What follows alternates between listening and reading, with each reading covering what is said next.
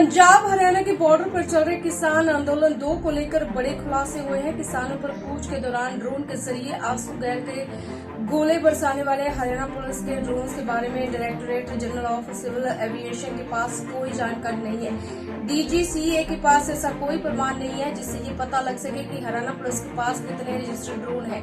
साथ ही ये भी जानकारी नहीं है कि बम बरसाने के लिए उड़ाए गए ड्रोन को क्या ट्रेंड पायलट्स ने अपडेट किया था या फिर किसी और ने। किसानों पर हरियाणा पुलिस द्वारा ड्रोन से बम बरसाने के मामले में आरटीआई एक्टिविस्ट कुणाल शुक्ला ने डीजीसीए से सवाल पूछे थे, जिसका जवाब दिया गया है डीजीसीए के पास ऐसी कोई जानकारी उपलब्ध नहीं है। इस बार किसान आंदोलन 2 के तहत पंजाब के किसान अंबाला के शंभू बॉर्डर पर एकत्रित हुए थे और हरियाणा की ओर से उन्हें रोकने के लिए कई लेयर की सिक्योरिटी तैनात की थी। और किसानों की बढ़ती संख्या को देखते हुए पहली बार शंभू बॉर्डर पर पंजाब की तरफ से जुटे किसानों पर ड्रोन के जरिए शैलिंग की गई थी। इसमें प्रदर्शन कर रहे किसानों को खदेड़ने में भी काफी मदद मिली।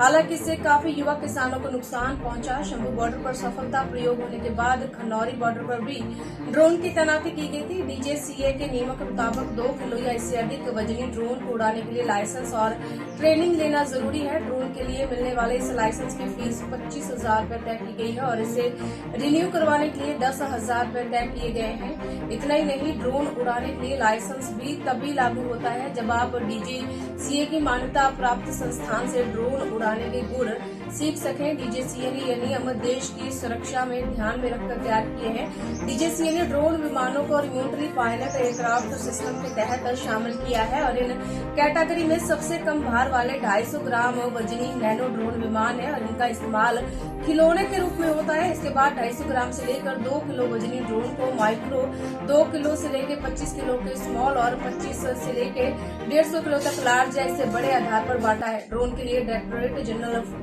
फॉरेन ट्रेड के लाइसेंस और डीसी के अनुमति लेने के लिए यूरिक के नंबरों पर आधार आवेदन करना होगा और इसके तहत 18 साल से ऊपर का व्यक्ति ही ये लाइसेंस बनवा सकता है और इसके लिए उसे 10वीं पास होना जरूरी है और 10वीं में इंग्लिश विषय में भी अंक जरूरी है।